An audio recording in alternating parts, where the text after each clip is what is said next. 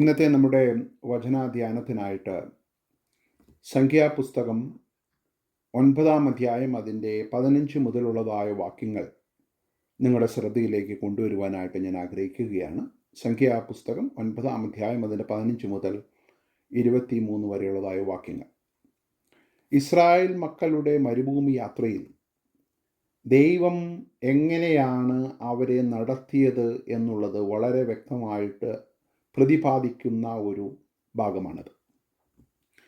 ഇങ്ങനെയാണ് ആ വാക്യം തുടങ്ങുന്നത്. തിരുനിവാസം നിവർത്തിയ നാളിൽ മേഘം സാക്ഷ്യക്കൂടാരം എന്ന തിരുനിവാസത്തെ മൂടി. സന്ധ്യാസമയം തൊട്ട് രാവിലെ വരെ അത് തിരുനിവാസത്തിന്മേൽ അഗ്നിപ്രകാശം പോലെ ആയിരുന്നു. അതെല്ലായ്പ്പോഴും അങ്ങനെ തന്നെയായിരുന്നു. പകൽ മേഘവും രാത്രി അഗ്നിരവും അതിനെ മൂടിയിരുന്നു. മേഘം കൂടാരത്തിന്മേൽ നിന്ന് പൊങ്ങുമ്പോൾ ഇസ്രായേൽ മക്കൾ യാത്ര പുറപ്പെടും. മേഘം നിൽക്കുന്നിടത്ത് അവർ പാളയം ഇറങ്ങും. യഹോവയുടെ കൽപ്പന പോലെ ഇസ്രായേൽ മക്കൾ യാത്ര പുറപ്പെടുകയും യഹോവയുടെ കൽപ്പന പോലെ പാളയം ഇറങ്ങുകയും ചെയ്തു. മേഘം തിരുനിവാസത്തിന്മേൽ നിൽക്കുമ്പോഴൊക്കെയും അവർ പാളയം അടിച്ച് താമസിക്കും. മേഘം തിരുനിവാസത്തിന്മേൽ ഏറെ നാൾ ഇരുന്നുവെങ്കിൽ ഇസ്രായേൽ മക്കളും യാത്ര പുറപ്പെടാതെ യഹോവയുടെ ആജ്ഞ കാത്തുകൊണ്ടിരിക്കും. ചിലപ്പോൾ മേഘം തിരുനിവാസത്തിന്മേൽ കുറേ നാളിരിക്കും. അപ്പോൾ അവർ യഹോവയുടെ കൽപ്പന പോലെ പാളയം ഇറങ്ങിയിരിക്കും. പിന്നെ യഹോവയുടെ കൽപ്പന പോലെ യാത്ര പുറപ്പെടും. ചിലപ്പോൾ മേഘം സന്ധ്യ മുതൽ ഉഷസ് വരെ ഇരിക്കും. ഉഷകാലത്ത് മേഘം പൊങ്ങിയെങ്കിൽ അവർ യാത്ര പുറപ്പെടും. ചിലപ്പോൾ പകലും രാവും ഇരിക്കും. പിന്നെ മേഘം പൊങ്ങിയെങ്കിൽ അവർ യാത്ര പുറപ്പെടും. 2 ദിവസമോ 1 മാസമോ 1 സംവത്സരമോ മേഘം തിരുനിവാസത്തിന്മേൽ ആവസിച്ചിരുന്നാൽ ഇസ്രായേൽ മക്കൾ പുറപ്പെടാതെ പാളയം അടിച്ച് താമസിക്കും. അത് പൊങ്ങുമ്പോൾ അവർ പുറപ്പെടും. യഹോവയുടെ കൽപ്പന പോലെ അവർ പാളയം ഇറങ്ങുകയും യഹോവയുടെ കൽപ്പന പോലെ യാത്ര പുറപ്പെടുകയും ചെയ്തു. മോശ മുഖാന്തരം യഹോവ കൽപ്പിച്ചതുപോലെ അവർ യഹോവയുടെ ആജ്ഞ പ്രമാണിച്ചു. വളരെ ആവർത്തിക്കപ്പെട്ട പറയപ്പെടുന്നതായ ഒരു വാക്യം, അവിടെ ഒരു വാചകമുണ്ട്. യഹോവയുടെ കൽപ്പന പോലെ. യഹോവയുടെ കൽപ്പന പോലെ അവർ പുറപ്പെട്ടു. യഹോവയുടെ കൽപ്പന പോലെ അവർ പാളയം ഇറങ്ങി. യഹോവയുടെ കൽപ്പന പോലെ അവർ പാളയം അടിച്ച് മുന്നോട്ട് പോയി.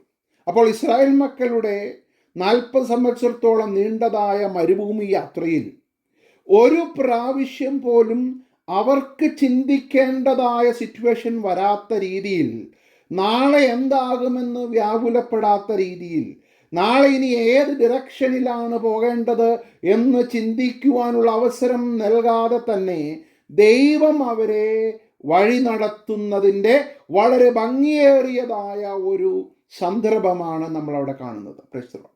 അപ്പോൾ ഇസ്രായേൽ മക്കൾ ഈജിപ്തിൽ നിന്ന് പുറപ്പെട്ട അന്ന് മുതൽ അവരുടെ മുമ്പിൽ പ്രതിസന്ധികൾ ഓരോന്നോരോന്നായി വന്നുകൊണ്ടിരുന്നു. ഞാനിങ്ങനെ ചിന്തിക്കുകയായിരുന്നു, മിസ്രൈമിൽ ഒരുപാട് കഷ്ടതകളും പ്രയാസങ്ങളും സഹിച്ചിട്ടാണ് ദൈവം അവരെ ഈജിപ്തിൽ നിന്ന് കൊണ്ടുവന്നത്. ഇനി അതിൻ്റെ കൂട്ടത്തിൽ ഈ യാത്ര പുറപ്പെടുമ്പോൾ ഇനിയും കഷ്ടതകളുടെ ആവശ്യമുണ്ടോ എന്ന് ഞാൻ യുക്തിപരമായി ദൈവത്തോട് ചോദിച്ച ഒരു ചോദ്യമാണ്. കാരണം അവർ ഇസ്രായേൽ മക്കൾ എന്ന് പറയുന്നതായ ദൈവത്തിൻ്റെ പൊന്നോമന ജാതി ഈ ഈജിപ്തിൻ്റെ ഇടയിൽ അല്ലെങ്കിൽ മിസ്രൈമിലുള്ള നടുവിൽ ഒരുപാട് സഹിച്ചു, അല്ലേ? നമുക്കറിയാം, പുറപ്പാട് പുസ്തകം 1-ാം അധ്യായം മുതൽ നമ്മളത് വായിക്കുമ്പോൾ അവർ സഹിച്ചതിന് കണക്കും കയ്യുമില്ല. ഒരു ദിവസം മോശ ചെന്ന് പറയുമ്പോൾ ഫറവോൻ അവരുടെ മേലുള്ളതായ ജോലിയുടെ കാഠിന്യം വർദ്ധിപ്പിച്ചതായിട്ട് നമ്മൾ കാണുകയാണ്. എന്നിട്ട് അവിടെ ഒരു പദം എഴുതിയിട്ടുണ്ട്. മോശ അവിടെ മാറി നിൽക്കുമ്പോൾ ഇസ്രായേൽ മക്കൾ വന്ന് അവനോട് പറയുന്ന ഒരു കാര്യമുണ്ട്. മോശെ, ഞങ്ങളെ ഉപദ്രവിക്കാനാണോ നീ ഇവിടെ വന്നത്? അല്ലേ, നീ ഞങ്ങളെ ഉപദ്രവിക്കാനാണോ വന്നത്? ഇത്രമാത്രം ക്രൂരമായ രീതിയിൽ ഞങ്ങളെ ഇനി ഉപദ്രവിക്കരുതേ എന്ന് പറയുന്ന അതിദയനീയമായ ഒരു ഭാഗം നമ്മളോട് കാണുന്നുണ്ട്. നീ വിടുവിക്കും എന്നൊക്കെ പറഞ്ഞ് ഈ ഫറവോൻ്റെ കയ്യിൽ വടി കൊടുത്തതുപോലെ ആയിപ്പോയല്ലോ എന്നൊക്കെ പറയുന്ന സന്ദർഭത്തിലും ദൈവം മോശയിലൂടെ അവരോട് പറയുന്ന ഒരു കാര്യമുണ്ട്, നിങ്ങളെ ഞാൻ ഇവിടെ നിന്ന് പുറപ്പെടുവിക്കും. പ്രൈസ്തലം. അപ്പോൾ അങ്ങനെ ദൈവത്തിൻ്റെ കരം 10 പാതയിലൂടെ കണ്ട് അവരെ അവിടെ നിന്ന് കൊണ്ടുവന്ന ശേഷം ഇനിയുള്ള കാലഘട്ടമെങ്കിലും ഒരു സുഖകരമായ യാത്ര അവർക്ക് നൽകാമല്ലോ എന്ന് യുക്തിപരമായി ചിന്തിക്കുന്ന ഒരു സന്ദർഭം നമുക്ക് പോലും ഉണ്ടാകും. എന്നാൽ ഇവിടെ കാണുന്നത്, അവർ പുറപ്പെട്ട അന്നു മുതൽ അവരുടെ ജീവിതത്തിൽ പ്രതിസന്ധികളുടെ ഘോഷയാത്ര തന്നെ ഉണ്ടായിരുന്നു എന്നാണ് നമ്മൾ കാണുവാൻ സാധിക്കുന്നത്. കാരണം പുറപ്പെട്ട ആദ്യമായിട്ട് തന്നെ അവർക്ക് നേരിടേണ്ടി വന്നത് റെഡ് സീ ആണ്, അല്ലേ? ആ ചെങ്കടലിന് മുമ്പിൽ അവർ വന്നു നിൽക്കുകയാണ്. പിന്നിൽ ഫറവോന്റെ സൈന്യം അവരെ പിന്തുടരുന്നു. മുമ്പോട്ട് നോക്കിക്കഴിഞ്ഞാൽ ചെങ്കടൽ ആർത്തിരച്ച് നിൽക്കുകയാണ്. അപ്പോൾ ആ സന്ദർഭത്തിൽ മോശയോട് ദൈവം പറയുന്ന ഒരു കാര്യമുണ്ട്, ഉറച്ചു നിൽപ്പിൻ. ഹല്ലേലൂയ.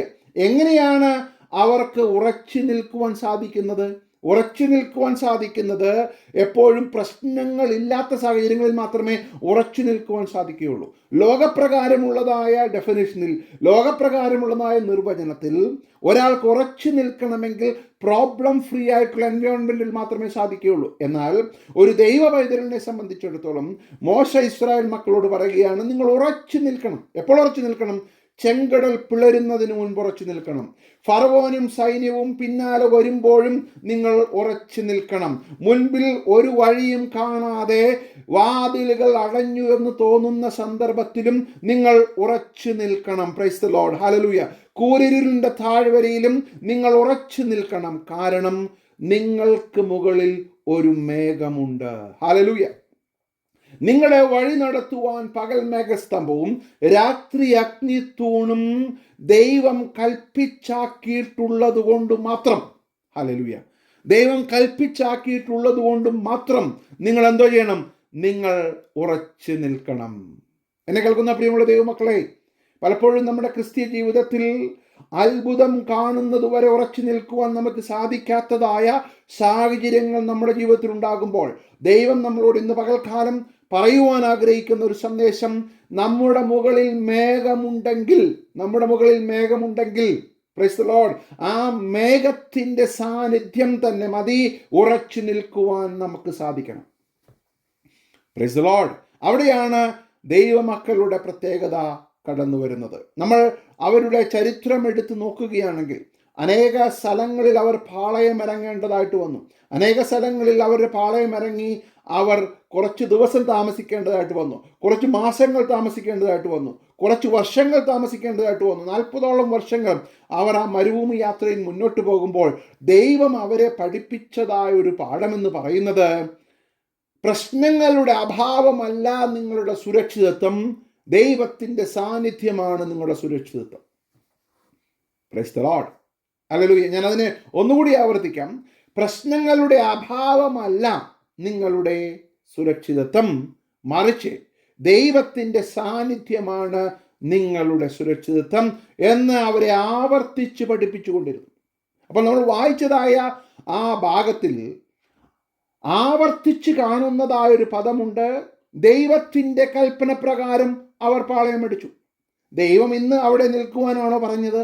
അവർ നിൽക്കുകയാണ്, ചോദ്യം ചെയ്യുകയില്ല. ക്ലൗഡ്, മേഘം എത്രമാത്രം അവരെ പിൻപറ്റുന്നുണ്ടോ, മേഘത്തിൻ്റെ ഒരു അല്ലെങ്കിൽ ആ മേഘത്തിൻ്റെ സാന്നിധ്യം അനുസരിച്ച് തീരുമാനമെടുക്കുവാൻ ദൈവം അവരെ അഭ്യസിപ്പിക്കുകയാണ്. Price the Lord.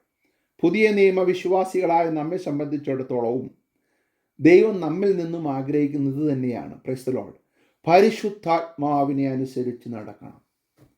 നിങ്ങൾ ആത്മാവിനെ അനുസരിച്ച് നടക്കുന്നുവെങ്കിൽ നിങ്ങളുടെ ജീവിതത്തിൽ പ്രശ്നങ്ങളുടെ അഭാവത്തിലല്ല, മറിച്ച് പരിശുദ്ധാത്മാവിൻ്റെ സാന്നിധ്യം, ദൈവത്തിൻ്റെ സാന്നിധ്യം നമുക്ക് അനുഭവിക്കാൻ സാധിക്കുമ്പോൾ അനുഭവപ്പെടുന്നതായ ആ സുരക്ഷത. Price the Lord. 3 പ്രധാനപ്പെട്ട കാര്യങ്ങൾ ഞാൻ നിങ്ങളുടെ മുമ്പിലേക്ക് കൊണ്ടുവരുവാനായിട്ട് ആഗ്രഹിക്കുകയാണ്. ഈ മേഘത്തിൻ്റെ നടുവിൽ, ഈ അഗ്നിത്തൂണിൻ്റെയും മേഘസ്തംഭത്തിൻ്റെയും സാന്നിധ്യത്തിൽ അവർ അനുഭവിച്ചതായ 3 കാര്യങ്ങൾ ഞാൻ നിങ്ങളുടെ ശ്രദ്ധയിലേക്ക് കൊണ്ടുവരുവാൻ ആഗ്രഹിക്കുകയാണ്. ഒന്നാമതായി, എ സെൻസ് ഓഫ് ഡയറക്ഷൻ, ഒരു ദിശാബോധം അവർക്ക് ഉണ്ടാക്കി കൊടുത്തതായ ഒരു സാന്നിധ്യമായിരുന്നു ഈ മേഘസ്തംഭം, അഗ്നിത്തൂണും എന്ന് പറയുന്നത്. ദിശാബോധം, എങ്ങോട്ട് പോകണം, അടുത്തത് എവിടോട്ടാണ് യാത്ര തിരിക്കേണ്ടത്, ഇനി ഈ പാളയം കഴിഞ്ഞാൽ അടുത്ത പോയിന്റ് എവിടേക്കാണെന്നുള്ളതിൻ്റെ ഒരു ദിശാബോധം അവർക്ക് നൽകി വന്നത് ഈ മേഘമാണ്. Praise the lord, hallelujah. എന്നെ കേൾക്കുന്ന ദൈവമക്കൾ, നമ്മുടെ ക്രിസ്തീയ ജീവിതത്തിലും കർത്താവായ യേശുക്രിസ്തു തൻ്റെ ശിഷ്യന്മാരെ അവരെ വിളിച്ചപ്പോൾ അധികം കാര്യങ്ങളൊന്നും അവരോട് പറഞ്ഞിട്ടല്ല ദൈവം അവരെ വിളിച്ചത്. അടുത്ത 6 മാസം അവർ സഞ്ചരിക്കുവാൻ പോകുന്നതായ സ്ഥലങ്ങളുടെ ഒരു ബ്ലൂ പ്രിന്റ് കൊടുത്തിട്ടല്ല അവരെ വിളിച്ചത്. അല്ല, അവരെ വിളിച്ചപ്പോൾ ഒരൊറ്റ വാചകം മാത്രമേ ദൈവം അവരോട് പറഞ്ഞുള്ളൂ, ഫോളോ മീ, എന്നെ അനുഗമിക്കുക എന്ന് മാത്രം പറഞ്ഞുകൊണ്ടാണ് ദൈവം ശിഷ്യന്മാരെ വിളിച്ചത്. Price the Lord. അല്ലേ? മത്തായി സുവിശേഷം 9-ാം അധ്യായത്തിൽ നമ്മൾ കാണുന്ന ഒരു കാര്യമുണ്ട്. അവിടെ ടാക്സ് കളക്ടറായിരുന്ന അല്ലെങ്കിൽ ചുങ്കം പിരിക്കുന്നതായ മത്തായിയെ നോക്കി കർത്താവ് വിളിക്കുകയാണ്, എന്നെ അനുഗമിക്കുക. എന്നെ അനുഗമിക്കുക എന്ന് പറഞ്ഞാൽ ഇതുവരെയും ഇല്ലാത്ത ഒരു ദിശാബോധം, ഒരു സെൻസ് ഓഫ് ഡയറക്ഷൻ മത്തായിയിലേക്ക് ദൈവം കൊടുക്കുകയാണ്. മത്തായി, നിനക്കിനി നാളെ എങ്ങോട്ട് പോകണം എന്നറിയുവാൻ സാധിക്കാത്ത രീതിയിൽ നീ ഇരിക്കുന്നതായ സാഹചര്യത്തിൽ നിന്നെ മുന്നോട്ട് നയിക്കുവാൻ ആവശ്യമായ ഒരു ദിശാബോധത്തിൻ്റെ ഹല്ലേലൂയ ഒരു അവസ്ഥ അല്ലെങ്കിൽ ഒരു സെൻസ് ഓഫ് ഡയറക്ഷൻ അവിടെ മത്തായിയിലേക്ക് കൈമാറുക. അങ്ങനെ തന്നെയാണ് ദൈവം പത്രോസിനെ വിളിച്ചത്, അങ്ങനെ തന്നെയാണ് ദൈവം അന്ത്രയോസിനെ വിളിച്ചതും, അങ്ങനെ തന്നെയാണ് നമ്മെയും ദൈവം കാലാകാലങ്ങളിലായി വിളിച്ചത്. ഹല്ലേലൂയ. നമ്മുടെ ക്രിസ്തീയ ജീവിതത്തിൽ നമ്മൾ ഇനി അടുത്ത 40 വർഷം എന്ത് സംഭവിക്കുമെന്ന് അറിഞ്ഞ് അതിൻ്റെ ഒരു ബ്ലൂ പ്രിന്റ് തന്നിട്ടല്ല ദൈവം നമ്മെ വിളിച്ചത്. Price the Lord. നമ്മൾ എന്ന് മരിക്കും എന്നുള്ള ഡേറ്റ് നമുക്ക് റിവീൽ ചെയ്തിട്ടല്ല ദൈവം നമ്മെ വിളിച്ചത്. നാളെ എന്ത് സംഭവിക്കും എന്ന് നമ്മളോട് പറഞ്ഞിട്ടല്ല ദൈവം വിളിച്ചത്. പക്ഷേ ദിശാബോധം ദൈവം നമുക്ക് തന്നു. ഞാനോ എല്ലാ നാളും നിങ്ങളോട് കൂടെ ഇരിക്കും എന്ന് പറഞ്ഞിട്ടാണ് നമ്മെ വിട്ടിട്ടുള്ളത്. ഈ മേഘം നമ്മെ ഒരു കാലത്തും വിട്ടുമാറുകയില്ല. ഹല്ലേലൂയ. ഈ സാന്നിധ്യം ഒരു കാലത്തും നമ്മളെ വിട്ടുമാറുകയില്ല. അല്ലേ? അതാണ് 1 കൊരിന്ത്യർ 10 പൗലോസ് പറഞ്ഞത്, അവരെ അനുഗമിച്ച പാറയിൽ നിന്നല്ലോ അവർ കുടിച്ചത്. നമ്മുടെ പിതാക്കന്മാരെല്ലാവരും മേഘത്തിൻ്റെ കീഴിലായിരുന്നു.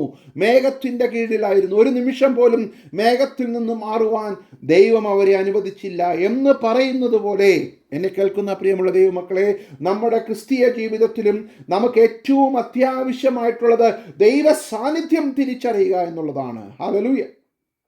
ദിശാബോധം.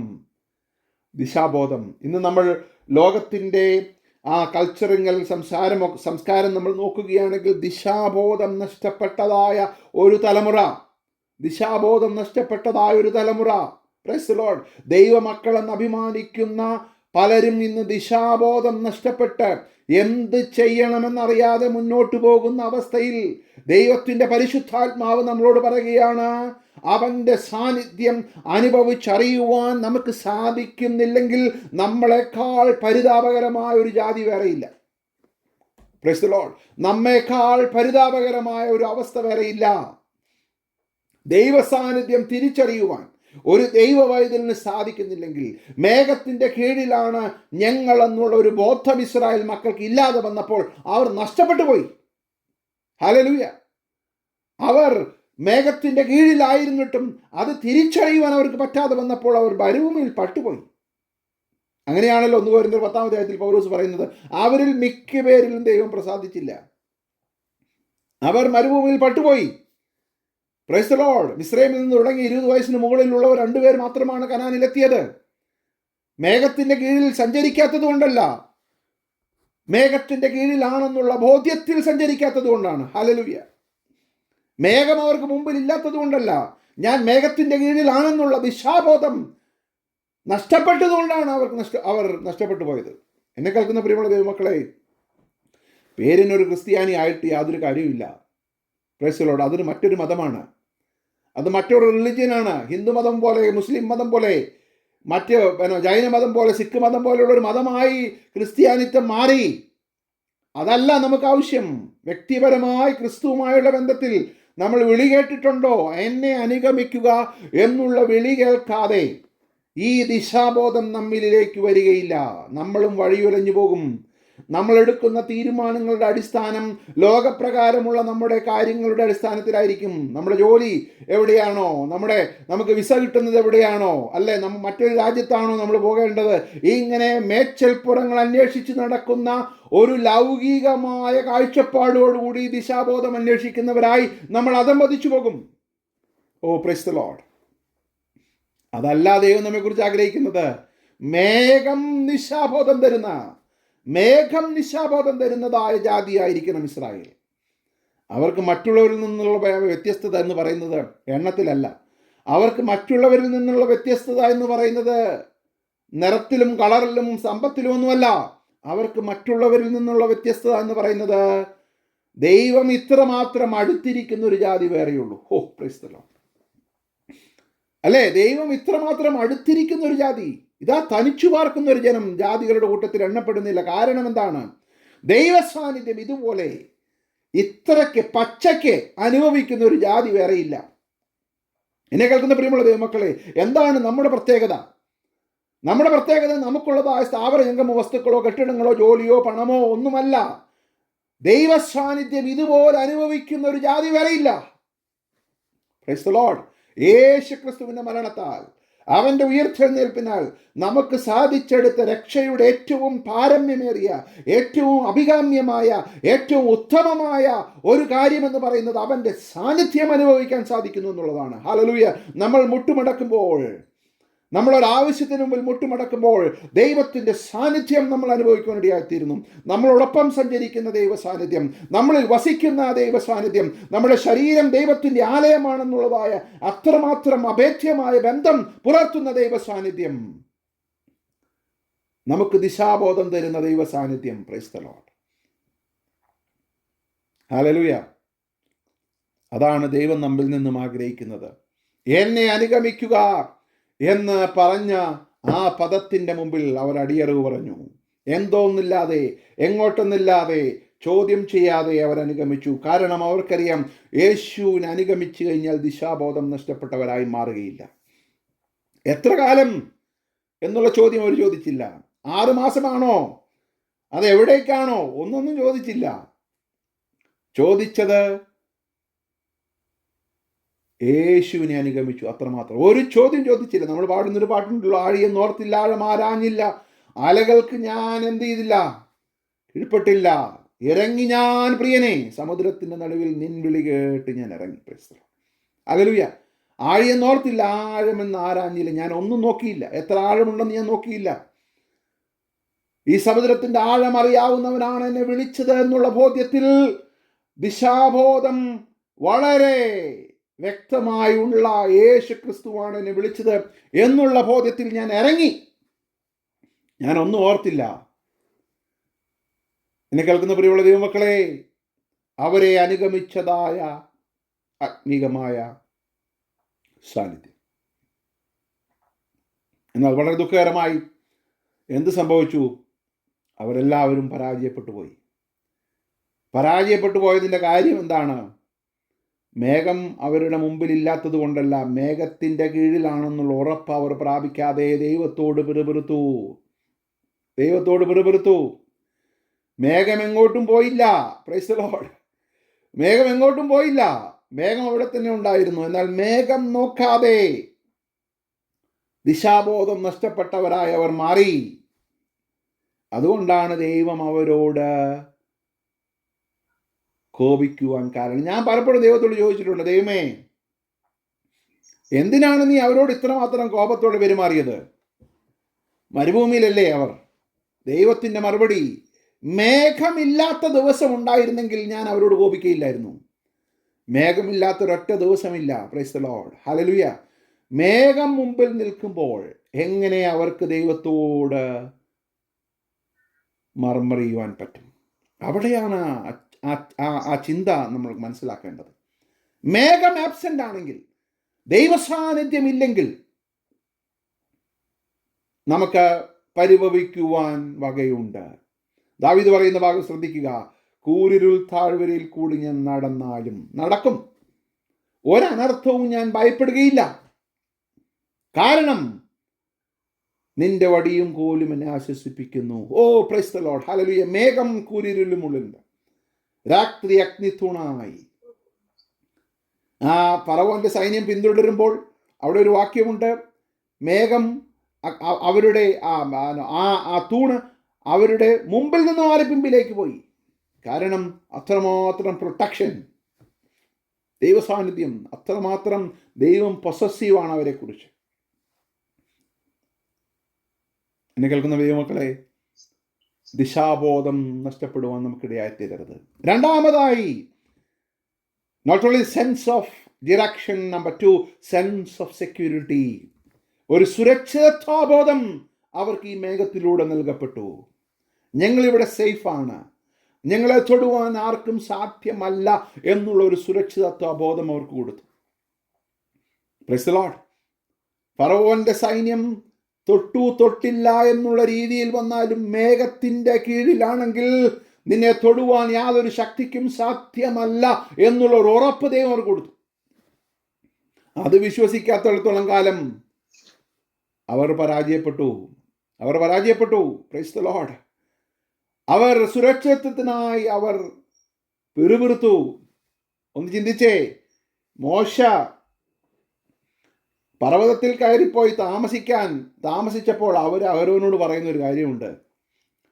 ഞങ്ങളെ കൊണ്ടുവന്ന മോശയ്ക്ക് എന്ത് സംഭവിച്ചു നിങ്ങൾ അറിയുന്നില്ല, ഞങ്ങൾക്കൊരു കാളക്കുട്ടിയെ ഉണ്ടാക്കി തരണം. ഈ കാളക്കുട്ടിയെ ഉണ്ടാക്കി കൊടുത്തിട്ട് അവർ പറയുന്നതായ ഒരു ഭാഗമുണ്ട്, എന്നെ വളരെയധികം വേദനിപ്പിച്ചതായ ഒരു ഭാഗമാണ്. ഇനി മുതൽ ഞങ്ങളെ മുന്നോട്ട് നയിക്കുന്നതായ ദൈവം ഈ കാളക്കുട്ടിയാണെന്ന് പറഞ്ഞാൽ പോലെങ്കിലും ഇച്ചിരി ആശ്വാസം ഉണ്ടായിരുന്നു. അത് തെറ്റാണ്. അങ്ങനെയല്ല അവർ പറഞ്ഞത്. അവർ പറഞ്ഞു ഞങ്ങളെ മിസ്രൈമിൽ നിന്ന് കൊണ്ടുവന്നത് കാളക്കുട്ടിയാണെന്നാണ് പറഞ്ഞത്. എത്രമാത്രം അവർ അതമ്പതിച്ചു. ശ്രദ്ധിക്കണമേ, ഇനി മുതൽ മിസ്രൈമിൽ നിന്ന് ഞങ്ങളെ കൊണ്ടുവന്ന യഹോവയാണ് മോശയിലൂടെ. ഇനി മുതൽ ആ മോശയ്ക്ക് എന്ത് സംഭവിച്ചു എന്ന് അറിയാത്തത് കൊണ്ട് ഞങ്ങൾ അതിന് പകരം ഒരു സബ്സ്റ്റിറ്റ്യൂട്ടായിട്ട് ഈ കാളക്കുട്ടി ഞങ്ങളെ മുന്നോട്ട് നയിക്കണമേ എന്ന് പറഞ്ഞായിരുന്നെങ്കിൽ ഇച്ചിരിയെങ്കിലും ആശ്വാസം ഉണ്ടായിരുന്നു. പക്ഷെ അവർ പറഞ്ഞത് ഈ കാളക്കുട്ടിയാണ് ഞങ്ങളെ എവിടെ നിന്ന് കൊണ്ടുവന്നത്? മിസ്രൈമിൽ നിന്ന് കൊണ്ടുവന്നത്. എത്രമാത്രം പരിതാപകരമായ അവസ്ഥ, എത്രമാത്രം പരിതാപകരമായ അവസ്ഥ. ഇസ്രായേൽ മക്കളോട് ദൈവത്തിന് ചോദിക്കുവാനുള്ളത്, എല്ലാ ആദിജാതന്മാരും മരിച്ചപ്പോൾ നിങ്ങളുടെ ആദിജാതന്മാരെ സുരക്ഷിതമായി കാത്തു സൂക്ഷിച്ചത് ഈ കാളക്കുട്ടിയാണോ? ആണോ? ജീവനില്ലാത്ത ഈ കാളക്കുട്ടിയാണോ? 10 ബാധകൾ മിസ്രൈമിൽ അടിക്കടി വന്നപ്പോൾ നിങ്ങളെ പ്രൊട്ടക്ട് ചെയ്തത് ഈ കാളക്കുട്ടിയാണോ? ചെങ്കടൽ നിങ്ങൾക്കായി തുറന്നത് ഈ കാളക്കുട്ടിയാണോ? മരുഭൂമിയിൽ മന്ന പൊഴിച്ചത് കാളക്കുട്ടിയാണോ? Praise the lord. അത്രമാത്രം അവർ അതമ്പതിച്ചു പോയി. പലപ്പോഴും നമ്മുടെ ജീവിതത്തിൽ അന്യദൈവങ്ങളിലേക്ക് നമ്മുടെ ശ്രദ്ധ മാറുന്നതായ അവസ്ഥകൾ ഉണ്ടായിട്ടുണ്ട്, അല്ലേ? Price the Lord. കർത്താവ് ദൈവം അവർക്ക് ഒന്നാമത്തെ കൽപ്പന കൊടുത്തപ്പോൾ എന്താണ് ഒന്നാമത്തെ കൽപ്പന? ഞാൻ നിങ്ങളുടെ ദൈവമായിരിക്കണം എന്നല്ല ഒന്നാമത്തെ കൽപ്പന. അല്ല, ഞാനല്ലാതെ വേറെ അന്യദൈവങ്ങൾ ഉണ്ടാകരുതെന്നുള്ളതാണ് ഒന്നാമത്തെ കൽപ്പന. അപ്പോൾ എക്സ്ക്ലൂസീവ്നെസ് ആണ്. ഞാനും മറ്റ് ദൈവങ്ങളുടെ കൂട്ടത്തിൽ യഹോവ ദൈവമല്ല, ഞാൻ മാത്രമായിരിക്കണം നിങ്ങളുടെ ദൈവം. കാരണം വേറൊരു ദൈവങ്ങളില്ല. അപ്പോൾ ഈ കാളക്കുട്ടിയാണ് മിസ്രൈമിൽ നിന്ന് ഞങ്ങളെ കൊണ്ടുവന്നതെന്ന് പറയുന്നതിനേക്കാൾ വലിയ അധിക്ഷേപം, അതിനേക്കാൾ വലിയ ബ്ലാസ്മമി എന്തുണ്ട്? ദൈവം അവരോട് കോപിച്ചു. Price the Lord. മോശ ഇടിവിൽ നിന്നു. എന്നെ കേൾക്കുന്ന പ്രിയമുള്ള ദൈവമക്കളെ, സാഹചര്യങ്ങൾ എതിരായി വരുമ്പോൾ നമ്മൾ ദൈവത്തോട് പിറുപിറുക്കരുത്. നമ്മുടെ സുരക്ഷിതത്വം എന്ന് പറയുന്നത് ബാങ്ക് ബാലൻസിലല്ല. നമ്മുടെ സുരക്ഷിതത്വം എന്ന് പറയുന്നത് നമ്മുടെ കെട്ടിടങ്ങളിലോ നമ്മുടെ വിദ്യാഭ്യാസത്തിലോ നമ്മളായിരിക്കുന്ന രാജ്യത്തോ ഒന്നുമല്ല. നമ്മുടെ സുരക്ഷിതത്വം എന്ന് പറയുന്നത് മേഘമാണ്. മേഘം. ഹല്ലേലൂയ.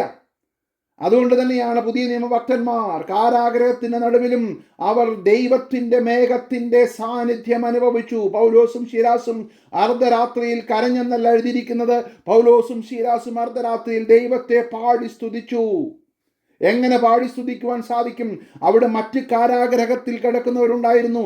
അവർക്ക് അനുഭവിക്കുവാൻ സാധിക്കാത്ത ഒരു ദൈവ സാന്നിധ്യം ആ തടവറയിൽ ഇറങ്ങി വരുവാൻ കാരണം മേഘത്തിന്റെ കീഴിൽ യാത്ര ചെയ്ത ഭക്തന്മാർ ആ കാരാഗ്രഹത്തിൽ ഉണ്ടായിരുന്നു എന്നുള്ളത് കൊണ്ടാണ്. ഹല്ലേലൂയ.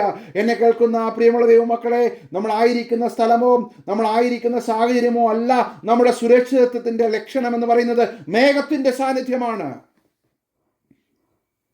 Price the Lord. നിങ്ങളൊന്ന് ചിന്തിച്ചു നോക്കിക്കേ, ഒരു ചെറിയ കുഞ്ഞെ, 2 മാസം മാത്രം പ്രായമുള്ള ഒരു കുഞ്ഞിൻ്റെ സുരക്ഷിതത്വം എന്ന് പറയുന്നത് എന്താണ്? ആ കുഞ്ഞിൻ്റെ മാതാപിതാക്കന്മാരുടെ സാന്നിധ്യമാണ്. കുറച്ചുകൂടി ആഴമായിട്ട് പറഞ്ഞാൽ മാതാവിൻ്റെ സാന്നിധ്യമാണ്. നിങ്ങളൊന്ന് ചിന്തിക്കുക, ആ ഒരു കുഞ്ഞ് മാതാവിൻ്റെ മടിയിൽ കിടക്കുന്നു, ഉറങ്ങുന്നു. ആ സമയത്ത് വളരെ ശ്രദ്ധിക്കണമേ, ആ സമയത്ത് വീട്ടിലൊരു കള്ളൻ കയറി. ആ കള്ളൻ കയറിയത് കൊണ്ട് കുഞ്ഞ് കരയുമെന്ന് നിങ്ങൾ ചിന്തിക്കുന്നുണ്ടോ? ഇല്ല. ആ കള്ളൻ കയറിയിട്ട് വീട്ടിൽ നിന്ന് എന്തെങ്കിലും എടുത്താൽ കുഞ്ഞ് കരയുമോ? ഇല്ല. കുഞ്ഞിന് അതൊന്നും ഒരു വിഷയമല്ല.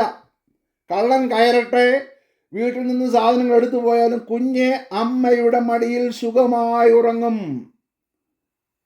Price the Lord. കുഞ്ഞിന്റെ സുരക്ഷിതത്വം എന്ന് പറയുന്നത് അമ്മയുടെ സാന്നിധ്യമാണ്. ഹല്ലേലൂയ. എന്ന് പറയുന്നത് പോലെ ആ കുഞ്ഞ് കരയുവാൻ തുടങ്ങുന്ന എപ്പോഴാണെന്നറിയാമോ? കള്ളൻ കയറിയില്ലെങ്കിലും വീട് നല്ല സേഫായിട്ട് ലോക്കാണെങ്കിൽ പോലും കുഞ്ഞ് കരയും. എപ്പോൾ? അമ്മയുടെ സാന്നിധ്യം അനുഭവിക്കാതെ വരുമ്പോൾ കുഞ്ഞ് കരയും. അപ്പോൾ ആ കുഞ്ഞിനോട് നമ്മൾ ചോദിക്കുകയാണ്, എന്തിനാ മോനെ, എന്തിനാ മോളെ കരയുന്നത്? വീടെല്ലാം ലോക്ക്ഡ് ആണല്ലോ, ഒരു പ്രശ്നവുമില്ലല്ലോ, കോൺക്രീറ്റ് ഇട്ട വീടാണല്ലോ എന്ന് പറയുമ്പോൾ കുഞ്ഞിനെ മറുപടി പറയുവാൻ ആഗ്രഹിക്കുന്നത് ലോക്കിന്റെ വലുപ്പത്തിലോ കോൺക്രീറ്റിന്റെ കനത്തിലോ ഒന്നുമല്ല എൻ്റെ സുരക്ഷിതം. എൻ്റെ മാതാവ് എവിടെയാണ്? ഹല്ലേലൂയ. മനസ്സിലാവുന്നുണ്ടോ? എൻ്റെ മാതാവ് എവിടെയാണെന്നുള്ളതാണ് ആ കുഞ്ഞിൻ്റെ ചോദ്യം. മാതാവിൻ്റെ സാന്നിധ്യം ഉണ്ടെങ്കിൽ വെയിലത്തിലാണെങ്കിലും ബസ്സിലാണെങ്കിലും ട്രെയിനിലാണെങ്കിലും വഴിയിലൂടെ നടന്നു പോകുമ്പോഴാണെങ്കിലും കുഞ്ഞ് അനുഭവിക്കുന്ന സുരക്ഷിതത്വബോധം വലിയതാണ്. ഇസ്രായേൽ മക്കളോട് ദൈവത്തിന് പറയുവാനായിട്ടുള്ളത്, വെള്ളമില്ലെങ്കിലും ഒരു പക്ഷേ നിങ്ങൾക്കുള്ളതായ ഭക്ഷണം ഒരു പക്ഷേ ലഭിച്ചില്ലെങ്കിലും മേഘത്തിന്റെ സാന്നിധ്യമുണ്ടെങ്കിൽ നിങ്ങൾ സുരക്ഷിതരാണ്. ഹല്ലേലൂയ. എന്നെ കേൾക്കുന്ന ദൈവമക്കളെ, നമ്മൾ പലപ്പോഴും സാഹചര്യങ്ങളുടെ അടിസ്ഥാനത്തിൽ നമ്മുടെ സുരക്ഷയെ നിർവചിക്കുവാൻ ശ്രമിക്കുമ്പോൾ നമ്മൾ പരാജയപ്പെട്ടു പോകും. ദാവീദ് പറഞ്ഞു, കൂരിരുൾ താഴ്വരയിൽ കൂടി ഞാൻ നടന്നാലും ഒരനർത്ഥവും ഞാൻ ഭയപ്പെടുകയില്ല. നേരത്തെ പറഞ്ഞ ഉദാഹരണത്തിൽ പോലെ കുഞ്ഞിന്റെ സുരക്ഷിതത്വം എന്ന് പറയുന്നത് മറ്റൊന്നുമല്ല, അമ്മയുടെ സാന്നിധ്യമാണ് എന്ന് പറയുന്നത് പോലെ ദാവീദ് പറയുകയാണ്, എൻ്റെ സുരക്ഷിതത്തിന്റെ സാന്നിധ്യം എന്ന് പറയുന്നത് ഇരുട്ടുണ്ടോ ഇരുട്ടില്ലയോ എന്നുള്ളതല്ല, മറിച്ച് ദൈവത്തിന്റെ സാന്നിധ്യം ഞാൻ അനുഭവിക്കുന്നു എന്നുള്ളതാണ്. എന്നെ കേൾക്കുന്ന പ്രിയമുള്ള ദൈവമക്കളെ, മേഘത്തിന്റെ കീഴിലാണോ നമ്മൾ? ആത്മാവിനെ അനുസരിച്ച് നടക്കുന്നു, ദൈവ സാന്നിധ്യം നമ്മളോടൊപ്പം ഒന്നുണ്ടെന്നുള്ള ബോധ്യം നമുക്കുണ്ടോ? Praise the lord. ശിംശോന്റെ ജീവിതത്തിൽ സംഭവിച്ച ഒരു പരാജയം, ശിംശോന്റെ തലമുടി വെട്ടി. അവിടെ എഴുതിയിരിക്കുന്നു, ദൈവം തന്നെ വിട്ടു, ദൈവത്തിന്റെ സാന്നിധ്യം തന്നെ വിട്ടു. എന്നിട്ട് ഫെലിസ്തർ ഇതാ വരുന്നു എന്ന് പറയുമ്പോൾ അവിടെ എഴുതിയിരിക്കുന്ന ഒരു പദമുണ്ട്, ദൈവ സാന്നിധ്യം തന്നെ വിട്ടു എന്നറിയാതെ ശിംശോൻ പണ്ടത്തെ പോലെ എഴുന്നേറ്റു. ശിംശോനെ പണ്ടത്തെ പോലെ എഴുന്നേൽക്കാൻ ഇടയായിത്തീരരുത്. ഇന്ന് നീ ദൈവ സാന്നിധ്യം അനുഭവിക്കുന്നുണ്ടോ എന്നുള്ളതാണ് ചോദ്യം. ഇല്ലായിരുന്നെങ്കിൽ ദൈവമേ നിന്റെ സാന്നിധ്യം എനിക്ക് മടങ്ങിത്തരണമേ എന്ന് അവിടെ വെച്ച് പ്രാർത്ഥിച്ചായിരുന്നെങ്കിൽ ഒരു പക്ഷേ ദൈവം കേൾക്കുമായിരുന്നു. അവിടെ പറ്റിയ അപകടം എന്ന് പറയുന്നത് താൻ വീണുപോയി എന്നുള്ള അപകടത്തെക്കാൾ വലിയ അപകടം ദൈവം തന്നോടുകൂടെ ഉണ്ടെന്ന് താൻ അനുമാനിച്ച് താൻ ഫെലിസ്തരെ അറ്റാക്ക് ചെയ്യാൻ പോയതാണ് ഏറ്റവും വലിയ അപകടം. എന്നെ കേൾക്കുന്ന ദൈവമക്കളെ, നമ്മുടെ ക്രിസ്തീയ ജീവിതത്തിൽ ദൈവ സാന്നിധ്യത്തെ വിട്ടുകൊണ്ട് നമ്മളൊന്നും ചെയ്യരുത്. എല്ലാ ദിവസത്തെയും നമ്മുടെ പ്രാർത്ഥന, കർത്താവേ മേഘം എന്നോടൊപ്പം ഉണ്ടായിരിക്കണമേ. Praise the lord. ഹല്ലേലൂയ. 40 വർഷം ഒരു ദിവസം പോലും മുടങ്ങാതെ മേഘം അവർക്ക് കാവലായിരുന്നു. ഒന്നാമതായി നമ്മൾ കണ്ടത് ദിശാബോധം, സെൻസ് ഓഫ് ഡയറക്ഷൻ. രണ്ടാമതായി കണ്ടത് സെൻസ് ഓഫ് സെക്യൂരിറ്റി, സുരക്ഷിതത്വബോധം. Oh praise the lord. 4 ചേവകരുടെ നടുവിൽ പത്രോസ് സുഖമായി കിടന്നുറങ്ങി. എനിക്കത് ചിന്തിക്കുവാൻ പോലും സാധിക്കുന്നില്ല. കൈയിന്മേൽ ചങ്ങല, കാലിന്മേൽ ചങ്ങല, പത്രോസ് ഉറങ്ങി. പത്രോസിൻ്റെ സുരക്ഷിതത്വം എന്ന് പറയുന്നത് കാരാഗ്രഹമല്ല, കാരാഗ്രഹത്തിലാണോ അല്ലയോ എന്നുള്ളതല്ല, മറിച്ച് ദൈവസാന്നിധ്യത്തിലാണ്. പത്മോസ് ദ്വീപിൽ യാതൊരു സുരക്ഷിതത്വം ഫീൽ ചെയ്യാത്തതായി അനുഭവിക്കാൻ സാധിക്കാത്ത സാഹചര്യത്തിലും ഓ പ്രൈസ് ദി ലോർഡ്, യോഹന്നാൻ അപ്പോസ്തലൻ യേശുവിൻ്റെ ദർശനം കണ്ടു. താൻ ഇതുവരെയും കണ്ടതിൽ വെച്ച് ഏറ്റവും ഉന്നതമായ ദൈവ സാന്നിധ്യം താൻ പത്മോസ് ദ്വീപിൽ വെച്ച് അനുഭവിക്കുകയാണ്. ഓ പ്രൈസ് ദി ലോർഡ്. മേഘം പത്മോസ് ദ്വീപിലുമുണ്ട്. മേഘം പത്മോസ് ദ്വീപിലുമുണ്ട്. ഈ മേഘം നമ്മെ കൈവിടുകയില്ല. ഞാൻ നിങ്ങൾ ഒരു നാളും കൈവിടുന്ന ദൈവമല്ല. ദൈവ സാന്നിധ്യം നമ്മളോടൊപ്പം ഉണ്ടെങ്കിൽ അത് നമുക്ക് ഓരോ ദിവസവും ദിശാബോധം തരും. അത് ഓരോ ദിവസവും നമ്മെ സുരക്ഷിതമായി എത്തിക്കും. Price the Lord. ഈ മേഘം അവസാനിക്കുന്നത് നമ്മൾ നിത്യതയിലെത്തുന്നതുവരെയും. Price the Lord. ഞാൻ എൻ്റെ വാക്കുകളെ അവസാനിപ്പിക്കുവാനായിട്ട് പോവുകയാണ്. മറ്റൊരു മൂന്നാമതായിട്ട് sense of direction, sense of security. മൂന്നാമതായി സെൻസ് ഓഫ് കണ്ടൻമെൻറ്റ്, സംതൃപ്തിയുടെ ഒരു ബോധം നമുക്ക് തരികയാണ്. ഈ മേഘത്തിൻ്റെ കീഴിൽ നമ്മൾ സംതൃപ്തരാണ്. ഓ പ്രൈസ് ദി ലോർഡ്. ഈ മേഘത്തിൻ്റെ കീഴിൽ നമ്മൾ സംതൃപ്തരാണ്. അതാണ് ദൈവം നമ്മളിൽ നിന്ന് ആഗ്രഹിക്കുന്നത്. വെള്ളം അവർക്ക് ലഭിക്കാതെ വന്നപ്പോൾ അവർ പിറുപിറുത്തു. പക്ഷെ അവർ നോക്കാൻ മറന്നൊരു കാര്യമുണ്ട്. മേഘമുണ്ടോ? ഓ പ്രൈസ് ദി ലോർഡ്. മേഘമുണ്ടെങ്കിൽ പിറുപിറുക്കേണ്ട കാര്യമില്ല. അവർക്ക് ഇറച്ചി വേണം, ആയിക്കോട്ടെ, മേഘമുണ്ടോ? Price the Lord. എന്നാൽ മേഘമുണ്ടായിട്ടും മേഘമില്ലാത്തതുപോലെ പെരുമാറിയപ്പോൾ ദൈവം അവരോട് കോപിച്ചു. ശ്രദ്ധിക്കണമേ, മേഘമുണ്ടായിട്ടും മേഘമില്ലാത്തതുപോലെ പെരുമാറിയപ്പോൾ ദൈവം അവരോട് കോപിച്ചു. കർത്താവായ യേശു ക്രിസ്തു പറയുന്ന ഒരു കാര്യമുണ്ട്, നിങ്ങൾ ഒന്നിനെ പറ്റിയും വിചാരപ്പെടരുത്. അല്ലേ? ഒന്നിനെക്കുറിച്ച് നിങ്ങൾ വിചാരപ്പെടരുത്. അത് വിചാരപ്പെടുമ്പോഴുള്ള പ്രശ്നം എന്താണ്? നിങ്ങൾക്കൊരു ഉടമസ്ഥനില്ല എന്നാണ് നിങ്ങൾ ലോകത്തോട് വിളിച്ചു പറയുന്നത്. അത് എൻ്റെ ദൈവനാമത്തിന് അത് അപമാനമാണ്.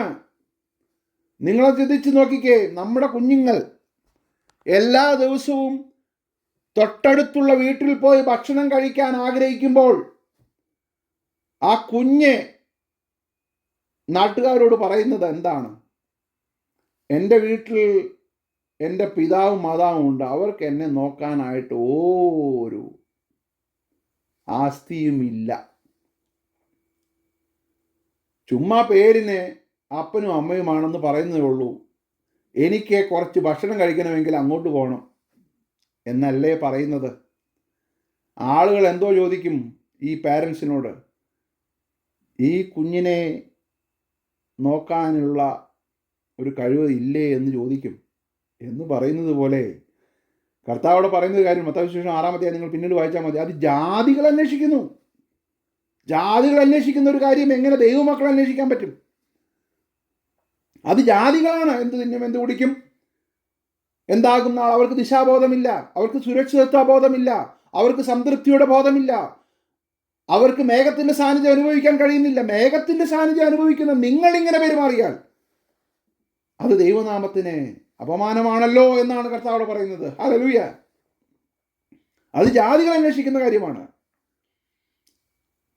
അത് നിങ്ങൾ ചെയ്യരുത്. നിങ്ങൾക്ക് ദൈവത്തിൻ്റെ സാന്നിധ്യമുണ്ടല്ലോ. അതുകൊണ്ടാണ് പൗലോസ് ഫിലിപ്പിലേഖനം 4-ാം അധ്യായത്തിൽ പറയുന്ന ഒരു കാര്യമുണ്ടല്ലോ, എനിക്ക് സംതൃപ്തിയോടെ ഇരിക്കാൻ അറിയാം, സമ്പന്നതയിലിരിക്കാൻ എനിക്കറിയാം, എല്ലാ സാഹചര്യങ്ങളിലും എനിക്കൊരു സംതൃപ്തിയുണ്ട്. അതിൻ്റെ കാരണം ഞാൻ മേഘത്തിൻ്റെ കീഴിലാണ്. ഹല്ലേലൂയ. ദൈവ സാന്നിധ്യത്തിൻ്റെ കീഴിലാണ്. 2 കൊരിന്ത്യർ 12-ാം അധ്യായത്തിൽ താൻ പറയുന്ന തൻ്റെ കഷ്ടതകളുടെ നീണ്ട ലിസ്റ്റിലും താൻ സംതൃപ്തനായിരുന്നു. 2 തിമോഥെയോസ് 4-ാം അധ്യായത്തിൽ പൗലോസ് തിമോഥെയോസിനോട് പറയുന്നുണ്ട്, ഇനി ശീതകാലത്തിന് മുമ്പ് വരുവാൻ ശ്രമിക്കുക. ആ ഒരു പുതപ്പും കുറച്ച് പുസ്തകങ്ങളും കൊണ്ടുവരണം. അത് ഒരു പൗലോസിൻ്റെ ദീനരോധനത്തിൻ്റെ ഭാഗമായി പറയുന്നതല്ല, സംതൃപ്തിയിൽ നിന്നും താൻ ഉടലെടുത്ത് പറയുന്നതാണ്. ഇനി അത് മാത്രമേ ബാക്കിയുള്ളൂ. വേണമെങ്കിൽ പൗലോസിന് ഒരു ധനവാനും ഒരു കോടീശ്വരനും ഒക്കെ ആയി മാറാനുള്ള എല്ലാ കാര്യം തൻ്റെ കയ്യിലുള്ളപ്പോൾ ക്രിസ്തു നിമിത്തം എല്ലാം ചപ്പെന്നും ചവറെന്നും എണ്ണി ഈ മേഘത്തിൻ്റെ കീഴിൽ സംതൃപ്തിയോടെ യാത്ര ചെയ്യുവാൻ തീരുമാനിച്ചതാണ് തൻ്റെ ശക്തി എന്ന് പറയുന്നത്. ഹല്ലേലൂയ. കാരണം താനും ഒരു ശബ്ദം കേട്ടിട്ടാണ് ഇറങ്ങിയത്, എന്നെ അനുഗമിക്കുക, എന്നെ അനുഗമിക്കുക, follow the cloud follow me, എന്നെ അനുഗമിക്കുക എന്നുള്ള ശബ്ദത്തിൽ ദിശാബോധമുണ്ട്. എന്നെ അനുഗമിക്കുക എന്നുള്ള ശബ്ദത്തിൽ സുരക്ഷിതത്വമുണ്ട്. എന്നെ അനുഗമിക്കുക എന്നുള്ള ശബ്ദത്തിൽ സംതൃപ്തിയുണ്ട് ദൈവമക്കളെ. അതുകൊണ്ട് നമ്മൾ ഭാരപ്പെടേണ്ടതായ കാര്യമില്ല. നമ്മൾ ഒരു രീതിയിലും നമ്മൾ മാനസികമായി തളരേണ്ട കാര്യമില്ല. Follow the cloud. Hallelujah, follow the cloud. സംഖ്യാപുസ്തകം 19:23 വാക്യം ഞാൻ വായിക്കുന്നു. 23. യഹോവയുടെ കൽപ്പന പോലെ അവർ പാളയമിറങ്ങുകയും യഹോവയുടെ കൽപ്പന പോലെ യാത്ര പുറപ്പെടുകയും ചെയ്തു. മോശ മുഖാന്തരം യഹോവ കൽപ്പിച്ചതുപോലെ അവർ യഹോവയുടെ ആജ്ഞ പ്രമാണിച്ചു. അങ്ങനെ ഒരു കാലഘട്ടം അവർക്കുണ്ടായിരുന്നു. എന്നാൽ തുടർന്ന് അവർ വീണുപോയി. അതാണ് പൗലോസ് കൊരിന്ത്യർ ലേഖനത്തിൽ പറയുന്നത്. 1 കൊരിന്ത്യർ 10 പറയുന്നത്, ഇത് നമുക്ക് ദൃഷ്ടാന്തമായി സംഭവിച്ചു. 6 വാക്യം, അവർ മോഹിച്ചതുപോലെ നാമും ദുർമോഹികൾ ആകരുത്. 12 വാക്യം, ആകയാൽ താൻ നിൽക്കുന്നു എന്ന് തോന്നുന്നവൻ വീഴാതിരിപ്പാൻ നോക്കിക്കൊള്ളട്ടെ. ഹല്ലേലൂയ. 13 വാക്യം, മനുഷ്യർക്ക് നടപ്പില്ലാത്ത പരീക്ഷ നിങ്ങൾക്ക് നേരിട്ടിട്ടില്ല, ദൈവം വിശ്വസ്തൻ.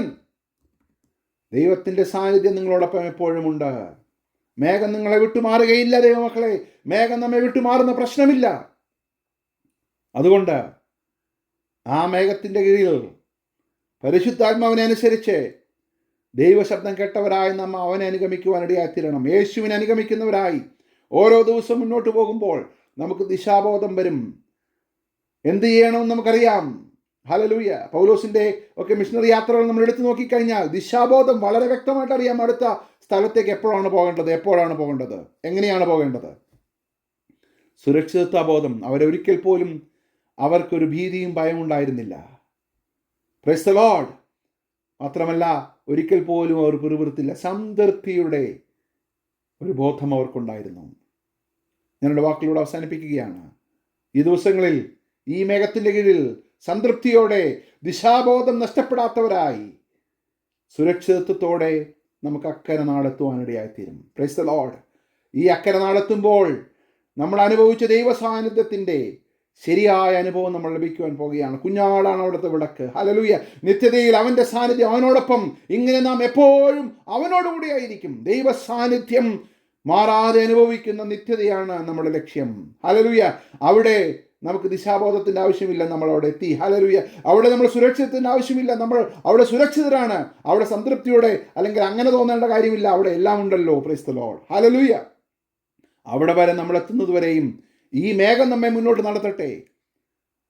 ദിശാബോധം നഷ്ടപ്പെടാതെ സുരക്ഷിതത്തോടെ സംതൃപ്തിയോടെ ദൈവരാജ്യത്തിൻ്റെ വക്താക്കളായി ഈ യാത്രയിൽ മുന്നോട്ട് പോകുവാൻ ദൈവം നമ്മെ സഹായിക്കട്ടെ എന്ന് ഞാൻ ആത്മാർത്ഥമായി പ്രാർത്ഥിച്ചുകൊണ്ട് എൻ്റെ വാക്കുകൾ വിരമിക്കുന്നു. ദൈവം നമ്മെ അനുഗ്രഹിക്കുമാറാകട്ടെ.